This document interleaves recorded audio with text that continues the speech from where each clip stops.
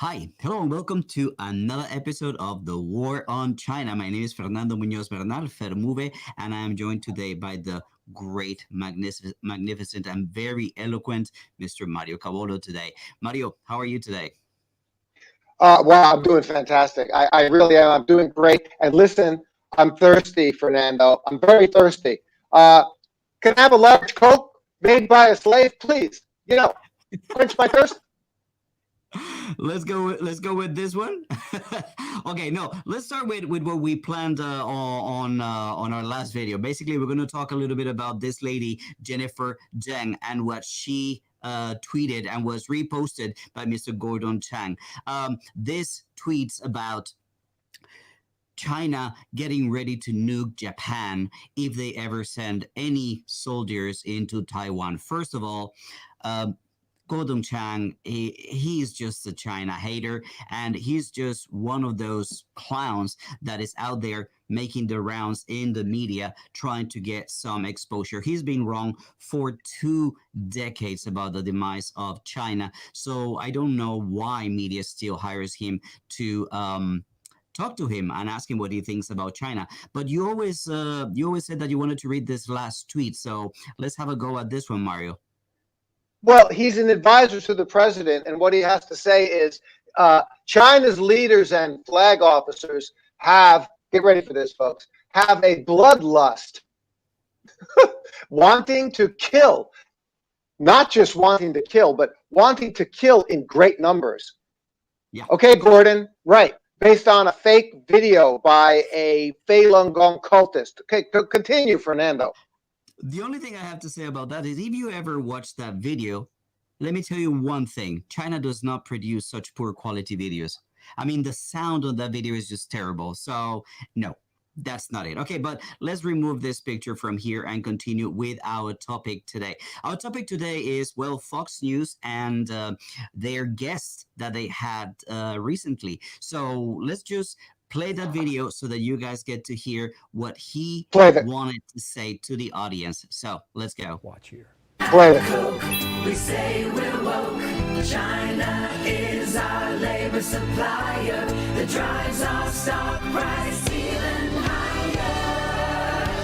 Vivek Ramaswamy is an entrepreneur and author of the forthcoming book, Woke Inc. It'll be out second week in August. And Vivek, welcome back here. I mean, listen, your entire book is about this concept. What do you make of the pushback now? Well, look, I think Coca-Cola, Bill, is among those companies that has mastered the art of blowing woke smoke, that is using progressive values to cover up their actual business practices. It's a lot easier for them to talk about voting laws in Georgia than it is to reduce their own reliance on slave labor in China. Boom! Heard this man say, reduce the reliance on slave labor in China. Coca-Cola uses slave labor. Mario, your take. When a small blogger, Falun Gong, fringe, slandering, libelous activist posts something like saying that this is a video with a voiceover that was obviously done by some woman sitting in her bedroom, right? Mm. When someone like that, who is not mainstream media, posts a video and says, this is proof that China is going to nuke its neighbor. Like, if you're going to nuke somebody, by the way, Fernando, I wanted to mention to you as an aside, if you're going to nuke somebody, don't nuke your neighbor, not your neighbor. Good idea. Right? If you're going to nuke somebody who's really far away with the wind going in the other direction. It's like going camping and using your toilet upwind. You don't do that. So not only that, she says, the subtitle in the video says that we will use nuclear weapons. And this is the subtitle. It says, in the English subtitle says, and use them continuously. How do you use nuclear weapons continuously? What is it? What, one a day for 30 days? Like one a day vitamins? I mean, it's just, okay, so wait a second now. Gordon Chang. So there's this fake video that China said they will nuke Japan, nuke their neighbor. Okay, I'm out of my mind here. Okay, and then Gordon Chang retweets it. He's an advisor to the United States government. He retweets it. By the way, as of today, it made Drudge headline, Drudge Report. It's a Drudge Report headline now. Okay, this fake video, and it links to the Sun, UK. So now this thing is worldwide. This video that says that the Chinese government, like put out by Hua Chunying or Zhao Lijian, the official Chinese government says we're going to nuke Japan and we're going to do it continuously. Oh yeah. Okay. We had this yesterday, and now it's all over mainstream media. It's insane. I mean, it's insanity. But Mario, let's drop this because we know that this is insanity and this is really stupid. Let's get on to the Coca-Cola ad and this guy that actually went on mainstream media to say that Coca-Cola uses slave labor. What is your experience in terms of Coca-Cola, China, slave labor? I don't know. Tell us your story. Thank you so much. Let's get more serious. And because we're using this small fringe example as an example to compare to what's going on with Fox News. If you have a small fringe activist who's crazy, putting up something fake, okay, you can understand that. I mean, they're small, they're a blogger, whatever they're doing, they're a little bit crazy. They want to get attention. But what do? Ladies and gentlemen, we're going to have a very serious conversation now about this idea that you have what do you do when it's mainstream media who's making these allegations? Now, when Fox News interviews this guy is coming out with his new book called Woke Something or Other. I mean, this isn't news. This is Fox News helping the guy do a book release for his new book. It's PR. It's propaganda. I don't mind that. Fine. I wrote a book. I'd like some PR for my third book on China. I'm getting it.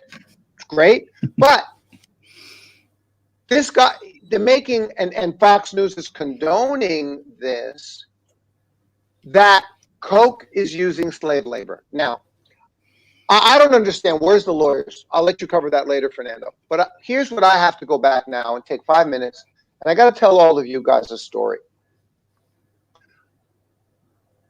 Coca-Cola and myself are very similar in one very, very important way.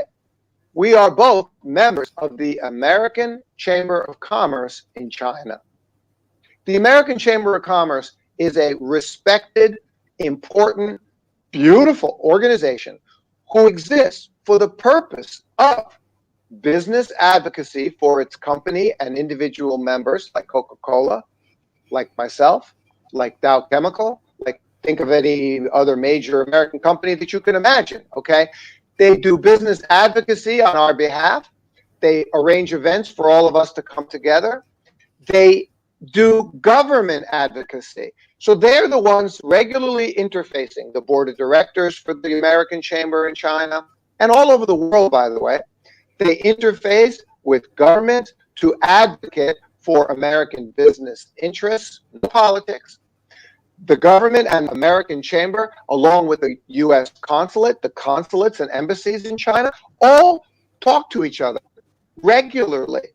And even at social events, a monthly consulate briefing for American citizens overseas, like myself, we attend. We see Coke executives and other multinational executives. We shake hands. We say hello. This is normal. Do you think under these circumstances that Coca-Cola could get away with slave labor? Do you think they could be a member of the American Chamber of Commerce if they were running a slave labor operation out in Xinjiang? It's impossible. Do you think that the Shanghai government, or the Beijing government, because this is where AmCham is located, American Chamber is located, do you think they would let them get away with that? I mean, it's so beyond ludicrous. I don't know where to begin. Now, above and beyond what we've already told you in previous episodes, Coca-Cola, Apple, Volkswagen, Skechers, Muji, Esquel, and a couple of other companies have all already stated clearly, debunking the forced labor accusation, that over the course of decades, they performed, announced, and unannounced inspections and have never found a forced labor violation. So there it is. Party's over. The accusation has been debunked. And now, where is this information coming from? Fresh and new from the mainstream media, from Fox News. This is what we're up against. We're up against a situation where the media is dangerous. They're a danger and a threat to the stability of the United States, to the world that we live in, to good relations, by having this guy, this schmuck, this guy, whoever the hell he is, coming on there and saying, fresh again, here in July, in the summer of 2021, after it's all been debunked, that Coca-Cola is running slave labor. Please, give me a break. This is crazy. Fernando.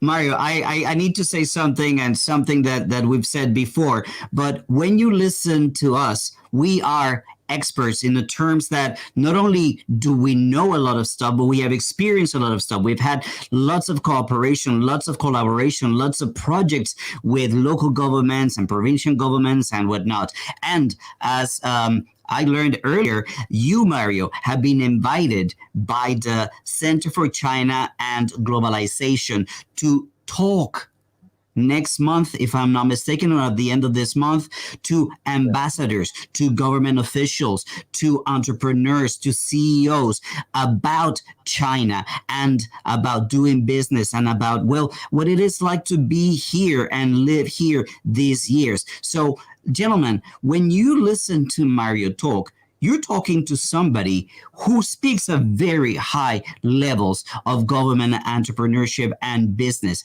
It's not just a regular YouTuber, which is why it is my honor to have you here as a co-host of The War on China. So, Mario, do you want to tell us a little bit about that?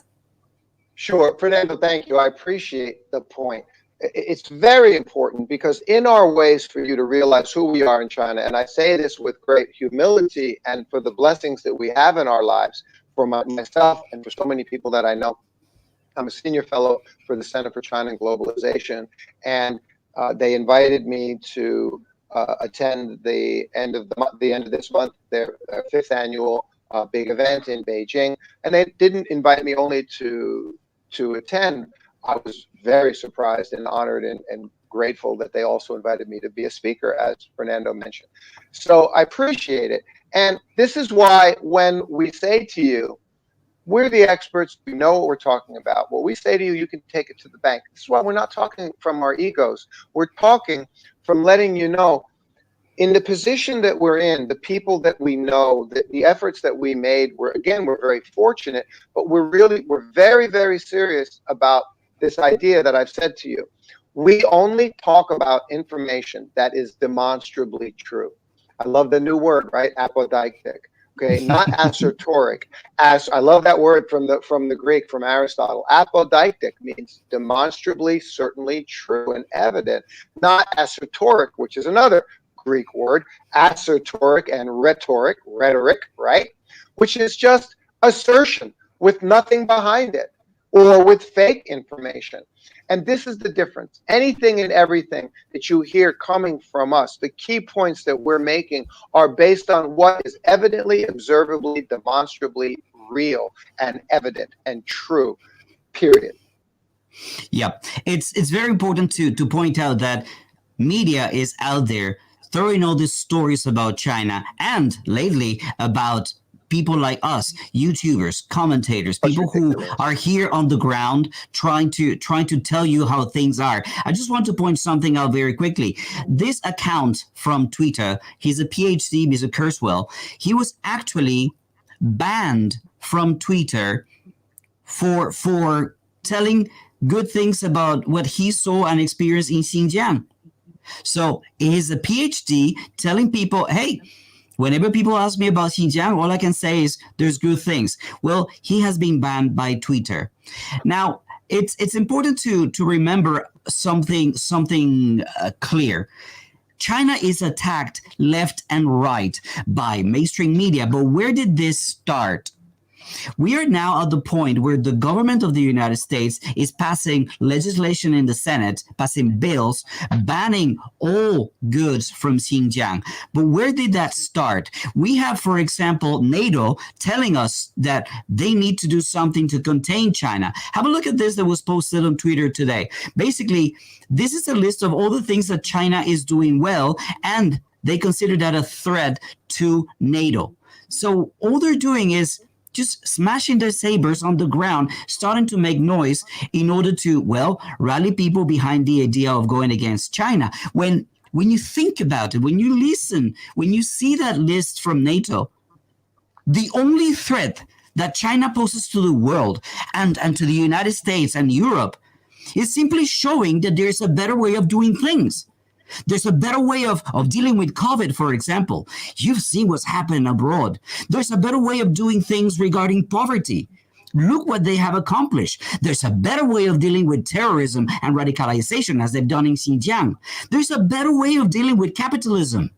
That's the only threat that China poses to the world, showing that there's a better way of doing things. And that's why they're attacking China.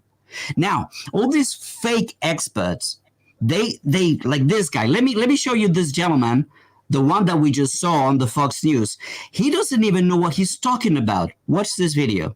So it's now no surprise that every time they're pressed on their human rights abuses in the Xinjiang province with the Uyghur human rights crisis. This guy is calling Xinjiang Shenzhen. And he doesn't know that it's an autonomous region. He calls it a province. And this is the guy that Fox decides to put on live TV, national TV, accusing Coca-Cola of using slave labor. I mean, it's ridiculous.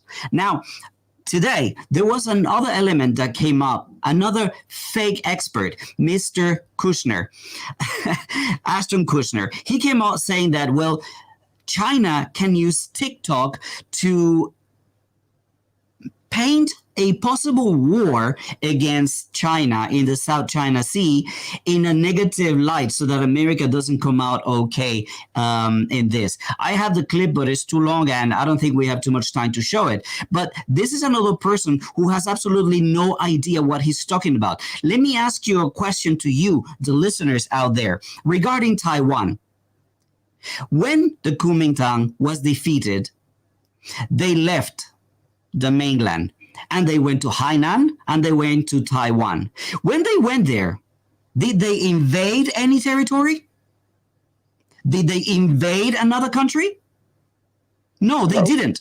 They went into China, islands of China. And in the end, the Red Army and the PLA, they went into Hainan and recovered it. And they left the Kuomintang in Taiwan. Taiwan is China, plain and simple. So, Mr. Kushner, shut up. You have no idea what you're talking about. And if you're worried about all this possibility of using social media to discredit American military, well, think a little bit about what the West has done with the social media. This is all a distraction for the whole Pegasus situation and all the hacks that we've been seeing. Now, Mario, do you have any comments on, well, these experts that we just talked about? Because, you know, I'm going to introduce Adrian Sands. What is your take on him? Yeah, I know. And my comment is that this Mr. Sands that you're going to talk about, you know, he is just another person who is doing the same thing. They're putting out rhetoric propaganda with no evidence, or with evidence that they claim is evidence, which very quickly becomes debunked as evidence. I mean, I pointed it out in my own Uyghur Xinjiang video last year and a half ago, September 2020. I did one of the very first Xinjiang Uyghur videos. You've done several too, Fernando. You know, pointing out that, well, the satellite image that they were referring to in Xinjiang, that's a supposed concentration camp, is actually, you know, a 5-star hotel, and another one is a chicken farm. I mean, it's just ridiculous. There's no sense to any of this. But in my own mind, I want to keep. My mind is on this Fox News things with Coca-Cola today. I'm livid about that one. Go ahead. All right, so let me talk about this Mr. Sense. He has been throwing anything he can at China. He started with construction materials. He found some data publicly available about the amount of construction material that was being delivered to Xinjiang. To do what? Well, to build infrastructure. His theory, to build mass incarceration and camps. Obviously, that was debunked. When you go to Xinjiang and you see the amount of development and infrastructure, you see like, well, this is where all this construction material is going. Now, the second thing that he tried was the situation with the IUDs and talking about genocide, how they were trying to prevent Uyghurs from growing in population. Well, the truth of the matter is that the census proved that this is not so. And many other people have actually pointed out that the end of the one-child policy and the application of the new fertility policy in China is now including all the minorities. So there's your changes in, well, fertility and birth rates. Now, the other thing that they tried to throw was cultural genocide. They just changed the word. It's not genocide as such, just cultural genocide. Then YouTubers started going there, like myself and like many others, and we started showing that culture is there, language is there. They're teaching the language. You can see the language everywhere. It's even on the radio, as we showed in other videos. And now what finally got to stick in people's minds is forced labor, the idea of forced labor. He found some documentation and now he's like, oh, this is a horrible thing. This is unprecedented. Now, Mario, I have a question for you. Why do you think forced labor is the one that's actually holding on the longest? Yeah, the forced labor one is the one that they're sticking with, isn't it? Man, the thing is, I was just thinking like you were talking, man, they are good at the West. They are so good at this propaganda game. I mean, they're much better at it than China. They're brutally good at it. They're just so good at this deception and manipulations. It's just incredible. And when you think about it, it's been going on for 70 years. And the reason what's going on with the forced labor accusation now, why is that the one they're honing in on? Because it is the most effective form of economic terrorism that they have. It's honing in on business. It's creating a situation where they can economically, for example, destabilize the business sectors like cotton, like cotton and solar panels. And so by destabilizing it, they're creating this destabilization, and then they can go in and steal some of the business. They're trying to steal. That's what it boils down to. The same thing what they're doing with Huawei. They're just trying to steal away the business. It's economic terrorism and forced labor. That's the one they're honing in on. That's what it is. That's strategy. It has nothing to do with facts and truth, and it sure as hell doesn't have anything to do with the fact that they're concerned about the Muslims and they want to help the Uyghurs. They're hurting the Uyghurs. They're causing them to lose their jobs. Correct. Now, I'm going to show the video that shows exactly how ignorant this fake expert is. So let's play it up. This is Adrian Sanz. I apologize for this. So this document is from the TBEA website. TBEA is the parent company of Shinta Energy. What it says is something that's so unprecedented. I've never seen this. The company not only accepts labor transfers of Uyghur workers from the government, the company actually has a poverty alleviation cadre. A cadre is a government official. What do poverty alleviation government officials in Xinjiang do? It says literally in the text, the cadre enters households, talks face to face with the poor, spreads the party's policies, and then it says literally prescribes the right medicine, meaning implements targeted poverty alleviation according to the actual situation of the household. And as a result, the thinking of the villagers has been greatly changed. Here's what I have to say about this. Mario. You got to get it's career counseling from the government officials in your home. In America, you got to pay tuition and get it through a university. Sure, it's career sure. They're trying to help you. They're trying to help you with your job placement. You and I have actually seen up close, and we can't talk about these details, about all the poverty alleviation projects and how personalized they are. But I want to show a very short clip that I shot in Wuhan, where I actually experienced exactly what he is describing. Let's watch. One thing that I find very interesting is how personal these projects of poverty alleviation are. As I mentioned in another video, what they do is they come and they talk to the family. This is a picture of the family, and they own this business. They talk to them and they find out what are their strengths, what do they know, what can they do to help, and together they put together a plan for this particular household. That's your government at work, improving your life. It's money spent on bringing people out of poverty, as opposed to waging wars around the world. So again, as I was telling you guys, the only threat that China poses to the world, as we have been able to show you here, is that it's showing that there's a better way of doing things. Instead of spending money trying to make people suffer and terrorize people throughout the world with wars, we'll invest that money in bringing people out of poverty. This is exactly what Adrian Sands was talking about. They go to their homes, they ask them, hey, what do you do? What can you do? How can we help? What can we come up with together? And they come up with plans that are personalized. Mario. He said, but he meant it the wrong way. He said, this is unprecedented. I've never seen this before. Yeah, in other countries, the government doesn't go to your home and you don't have to pay, and the government goes to your home and assesses your situation, helps you find a good, appropriate job placement. In America, in Europe, in the West, you have to get that through universities and colleges. You got to pay tuition. You got to pay for that. Here in China, the government officials do it for you in your home, and they do it for free. You're damn right, Adrian Zenz. It is unprecedented, and you've never seen it before. You bet.